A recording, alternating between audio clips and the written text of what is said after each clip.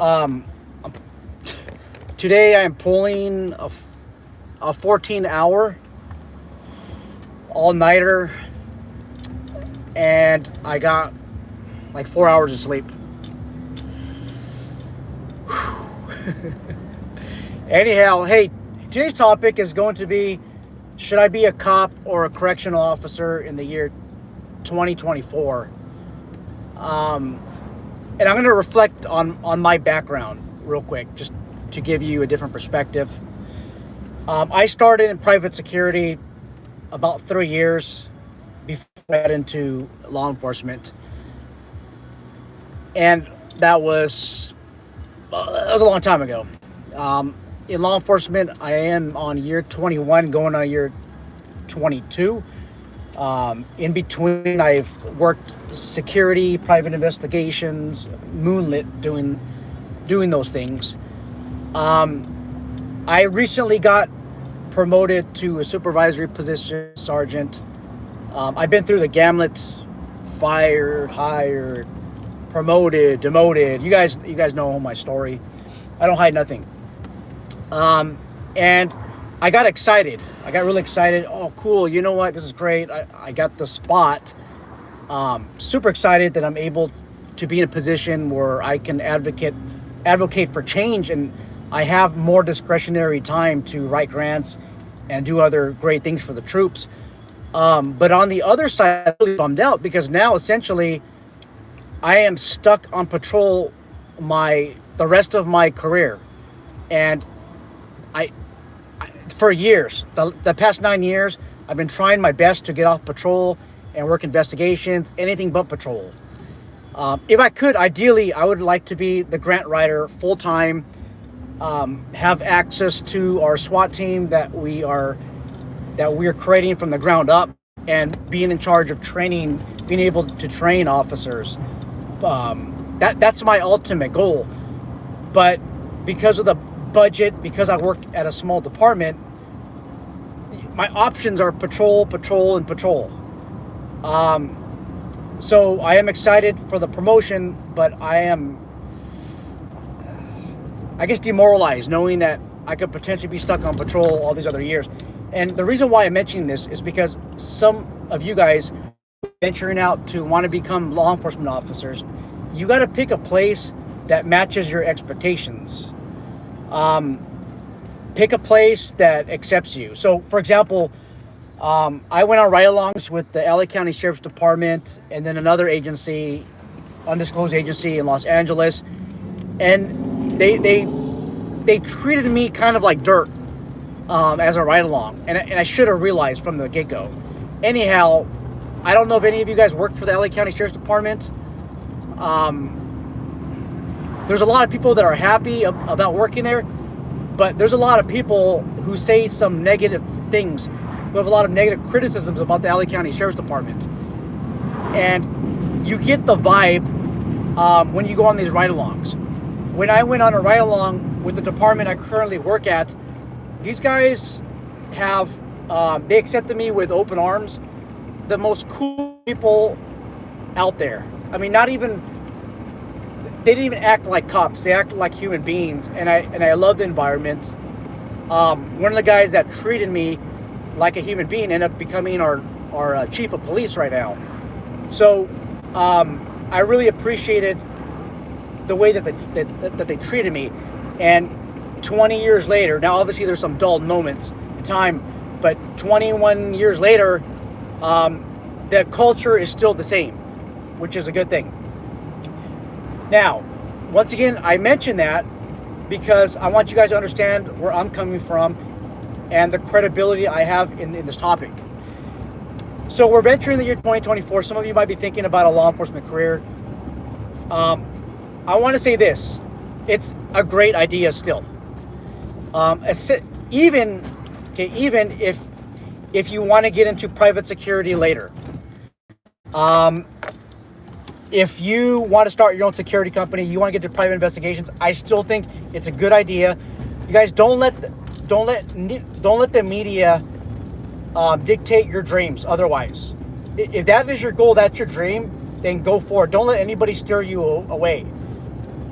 What I do suggest, though, is if you don't want to do law enforcement long term, get your experience. I highly recommend get at least 3 years of law enforcement or correctional officer experience. 3 years goes by super fast. And once you have the time, when you apply to some of these security jobs, you actually have a lot of leverage. Even if you only have like a year of law enforcement correctional experience, that does help a lot. Because a lot of security recruiters look at you like, hey, this guy or this gal graduated from a correctional officer academy, which is probably something difficult, or graduated from law enforcement academy, which is something difficult. They have to be consistent for 20 years. They passed the academics, they passed the physical aspect. This person is able to succeed in the eyes of stress. Therefore, this person would be a good candidate. Now, I already know the comments that you work with a guy who's an ex-cop or ex-correctional officer. The guy's a dick, the guy's lazy. I get it. There are a lot of those out there. And you guys as security managers, security company owners, you got to do a better job screening those candidates. Is there a better way to screen them? It's hard to say, because when they interview, they're like the golden boy or the golden girl, never done anything wrong in life, and you just want to hire them based on your background. So it's really hard to differentiate. And then again, same thing with the military. I know that a lot of guys are saying, like, oh, I work with this guy, former Army, Air Force, Navy, Marine, guy's lazy as hell. And yes, there are lazy military veterans, just as there are lazy retired police officers or former correctional officers. I get it. I totally understand.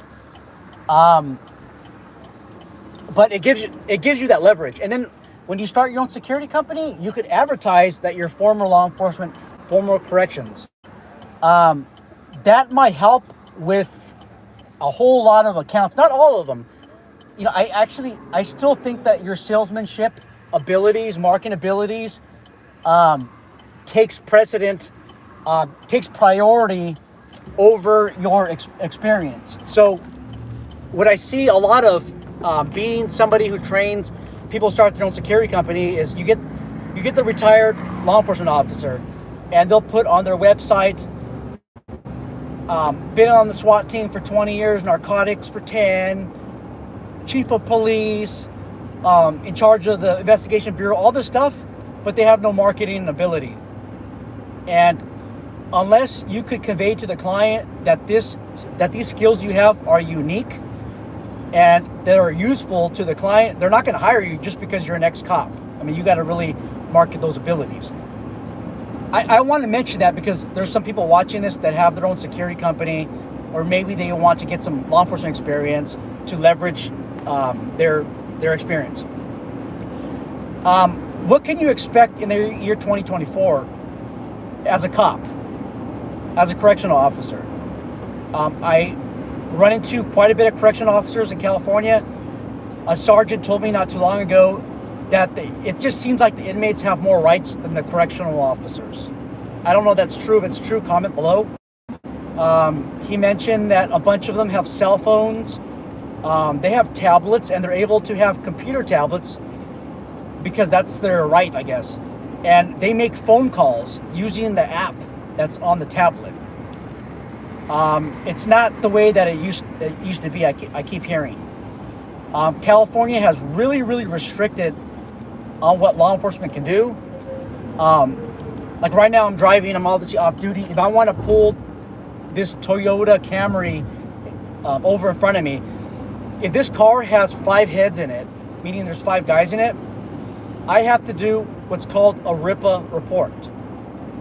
And what that means is I have to create like a 4 to minimum of like a 2-page, 2 and 2.5 page document on why I stopped the car, what happened, and then if I search the vehicle, even consent, that brings it up like another page or so.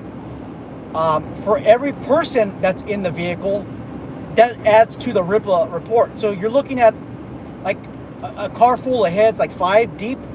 You're looking at like a 4 to 6 page report easy. That that dissuades law enforcement in California from stopping people. And there are agencies in California that tell you that you cannot pull over, or they don't want you pulling over vehicles for equipment violations, only because you're discriminating against races. There are races out there that are more likely going to get pulled over because of the color of their skin. Therefore, you cannot pull them over for equipment violations, and that's complete nonsense. It's complete nonsense out here. Is there racism in California, in the United States? Absolutely. Are they at the levels where the Honorable Martin Luther King he fought for? No, it's not those levels. Not even close to those levels. But Democrats out there, there's a significant amount out there that are vocal, that want you to believe that law enforcement is picking on the races, which is absolutely not true. It is not true. You get pulled over most of the time because of your actions, not because of the color of your skin. Whether you're green colored or neon yellow colored, it doesn't matter. Almost all the time you get pulled over for a reason. And you hear my voice changing a little bit, like I'm sounding frustrated, and that's what really frustrates me in modern day law enforcement is I have to describe the ethnic perception that I have of the driver that I pulled over. So I work near the Mexican border. Actually, I'm at the Mexican border. I am not Mexican. I am not Hispanic. I am half Indonesian and I'm half Dutch. So how does that make me look like? So if you want to do a public access report on me, I have a white last name. It's going to look like I'm a racist. On paper, it seems like 99% of the time I pull over Hispanics, which is absolutely not fair. If you want to stop somebody on the street, okay, you want to search them, do a consensual search. Hey, sir, how you doing today? Do you have anything that you shouldn't have in your pockets, like any narcotics, any weapons? No, I don't. You mind if I check? No, I don't mind. Go ahead. That is a Ripa Report. So you have these specialized units in the past in California and elsewhere that are very proactive. They're stopping everybody. And yes, they actually do make mistakes. But they are dissuaded from doing that in the numbers that they used to. Because remember, once again, every stop could potentially be to 4-6 pages of a report. Now, these reports, honestly, they take me on average 5 to 7 minutes to complete. They might take longer. If you actually find something illegal on them and you arrest them for that, it will take you longer than that. But average, maybe 5 to 7 minutes. Times that by 10 stops a day, you're looking at a good over an hour of just paperwork. It's ridiculous. I don't feel that the California legislature supports law enforcement, by the way. Now, I would tell you, our county, Imperial County, if you guys want to work in law enforcement, it's hot as hell out here.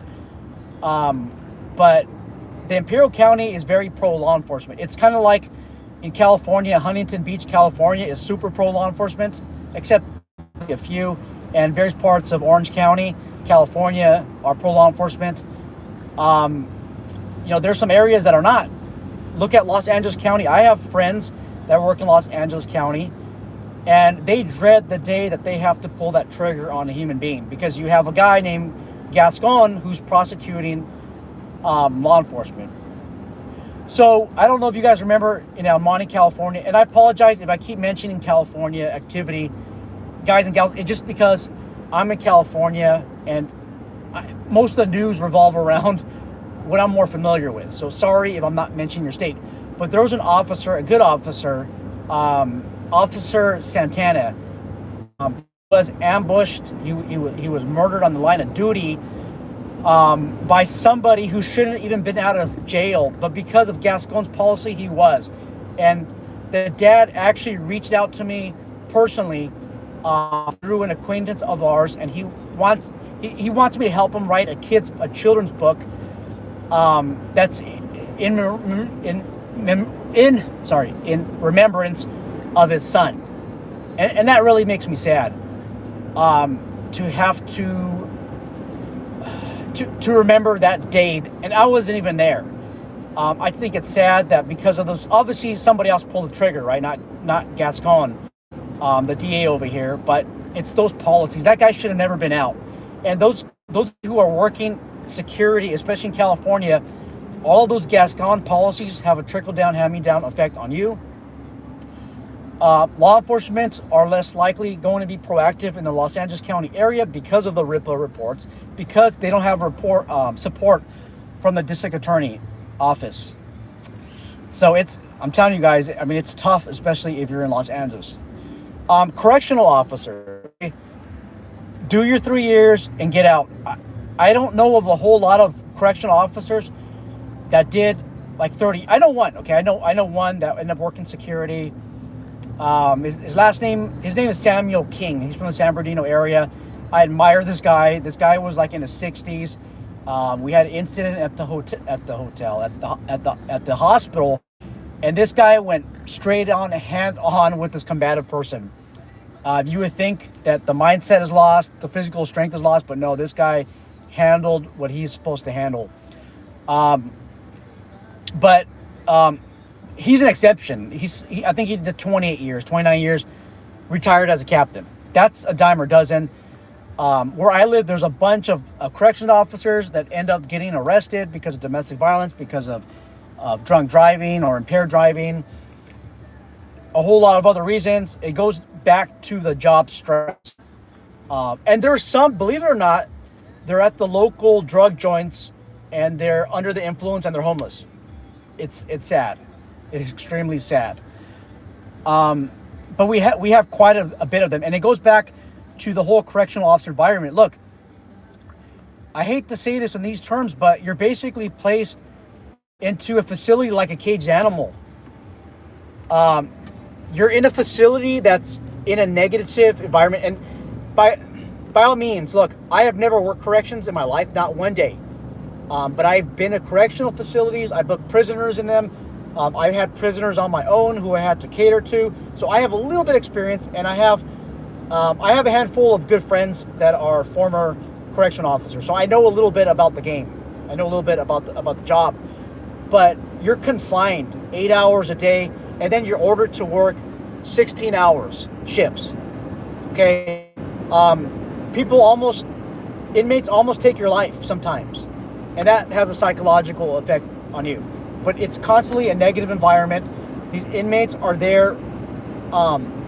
They're practicing their combat skills, their hand-to-hand combat skills, and essentially they're practicing to kill one of you one of these days. We have some neat, cool security channels. Damien from the security guard channel, and then Ryan from the University Security and Training Solutions channel. Both are former correctional officers. Look at my sentence. They're former correctional officers. Former, not current.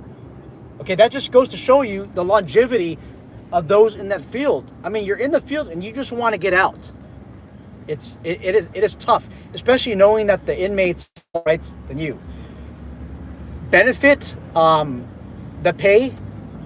pay, you have a defined benefit program, defined retirement program. So let me ask you this. Where do you guys see yourself in 20 years from now? Do you see yourself working security still at the same post? Maybe switching to a different security company? Bottom line is, you could potentially be working security until your death. Because let's face it, the pay isn't almost always that great. In California, in Los Angeles, if you're getting $23 an hour, you're not getting paid enough. I would think that maybe you need to get at least $30 an hour. The pay is minimal. And what about the retirement? A lot of people don't get retirement, not even a 401k, nothing. So you're stuck with Social Security. And when you have Social Security, you're stuck with a set monthly rate. Like it usually doesn't increase unless there's a cost of living. But do you guys want to be out there working until you're 62? Or if you make it to age 70-ish, you can max out on Social Security, which is, I think it's like $39.50 or something like that a month. can you live off of that right now? That's why I love the benefit programs and the defined benefit programs in law enforcement. And notice I said in 20 years, where do you see yourself? Well, if you sign up as an LEO for the federal government, after 20 years of service as a federal law enforcement officer, you can retire. Now, you're not going to get a lot, but you'll have some type of defined benefit. You'll have some type of income for as long as you live, which is pretty neat. And if you want to, you can work private security part-time. When you guys answer me, where do you see yourself in 20 years? You said, I don't know. I'm telling you, time flies like a speeding bullet, guys. Start your own business, get into a security organization that pays you a defined benefit program. Right now, I'm in the CalPERS system, and I'm also in the CalSTR system, which is basically the retirement system for teachers. Basically, you're double dip. And I have a 1K from a previous security employer that I had when I worked at the hospital. In-house security sometimes is the way to go. Okay, I just want you guys to be successful. I don't want you guys to be struggling over money, and I don't want you guys to be 65 years old if you're not already, or 70, like having to work every single day of your life until you croak. Please, guys, please promise me that you'll never do that. That you won't have to get to that level. Just in summary, you law enforcement, federal, corrections, do 3 years. If you want to get out and leverage your security career with that experience. It looks like a lot of federal government employers, federal government entities, when they need to contract on the federal level to security, when it involves some type of detention, private detention officers or private correctional officers, which actually pays great. In my area, it pays like $40 an hour. With benefits, it's a union job. That job a lot of times requires 3 years of experience. Sometimes I've seen 1 year experience with a correctional officer academy certificate, a law enforcement academy certificate, or be a former military police officer. Okay, that will also help. Okay, is it still worth it in 2024 to be a correctional officer, police officer? Absolutely. I still love what I do. Today I'm going to work. I'm still excited to train my guys and gals, and I still love it. The pay is great. I can't complain. My pay, I'm averaging about $100,000. And that most of the overtime is like mandatory. That's another disadvantage about law enforcement. It's you're ordered in. Like today, I'm basically ordered in to come in early. It just seems like a lot of things are orders. Hey, I'm ordering you to come in, and I'm ordering you to stay over. I'm ordering you to do this and that. You will function in a paramilitary environment. Where I work at, though, it's always been laxed, and that's the environment that makes me feel comfortable. I do not like a paramilitary environment. However, when there's a stressful situation that involves life or death, then yes, a paramilitary environment is essential. So that's all I have. I'm looking forward to feedback, especially those of you who have worked corrections, law enforcement. We want to hear from you. So please comment in the comment section box below. If you're starting your own security YouTube channel, please let me know. Let me know. I'll promote you on this channel. As long as you're humble, and you're not overreaching, I will promote you on this channel. I've promoted like a dozen people already on this channel. We'll help each other out. All right, guys, I got a jam. I got to go. Looking forward to the comments in the regular comment section box below. I am going to be out.